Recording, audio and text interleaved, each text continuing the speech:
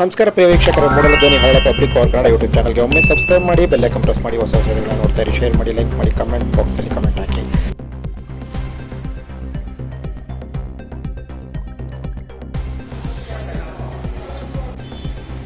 ನಮಸ್ಕಾರ ಎಲ್ಲರಿಗೂ ಈ ದಿನ ಮಹರ್ಷಿ ಭಗೀರಥ ಅವರ ಜಯಂತ್ಯೋತ್ಸವದ ಶುಭಾಶಯಗಳನ್ನ ಮೊದಲನೇದಾಗಿ ನಾನು ಕೋರ್ಲಿಕ್ಕೆ ಬಯಸ್ತೇನೆ. ಯಾಕೆಂತಂದ್ರೆ ಮಹರ್ಷಿ ಭಗೀರಥರವರು ಈ ವಿಶ್ವಕ್ಕೆ ಕೊಟ್ಟಂತ ಒಂದು ಕೊಡುಗೆ ಅಪಾರ.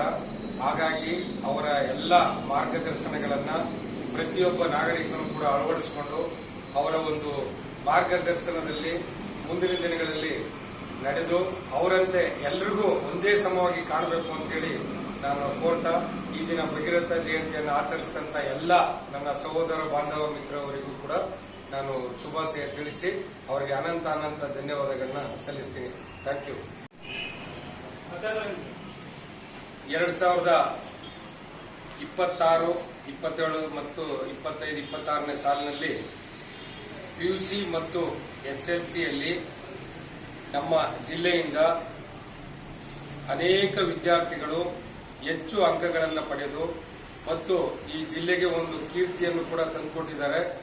ಹಾಗಾಗಿ ಎಸ್ಎಲ್ಸಿಯಲ್ಲಿ ಅತಿ ಹೆಚ್ಚು ಅಂಕಗಳನ್ನು ಪಡೆದಂತ ನಮ್ಮ ವಿದ್ಯಾರ್ಥಿನಿಯರಿಗೂ ಹಾಗೂ ಪಿಯುಸಿನಲ್ಲಿ ಅತಿ ಹೆಚ್ಚು ಅಂಕಗಳನ್ನ ಪಡೆದಂತ ವಿದ್ಯಾರ್ಥಿನಿಯರಿಗೂ ಕೂಡ ನಾನು ಶುಭಾಶಯಗಳನ್ನ ಕೋರ್ತೀನಿ. ಮುಂದಿನ ತಾವು ತೆಗೆದುಕೊಳ್ಳುವಂತ ವಿದ್ಯಾರ್ಹತೆಯ ನಿಲುವು ಬಹಳ ಸೂಕ್ಷ್ಮತೆಯಿಂದ ಹೆಜ್ಜೆ ಇಟ್ಟು ಒಳ್ಳೆ ಸಬ್ಜೆಕ್ಟ್ ಅನ್ನು ಆಯ್ಕೆ ಮಾಡುವ ಮುಖಾಂತರ ನಿಮ್ಮ ಭವಿಷ್ಯವು ಉಜ್ವಲವಾಗಲಿ ಅಂತೇಳಿ ನಾನು ಈ ಮೂಲಕ ಆಶಿಸ್ತೀನಿ.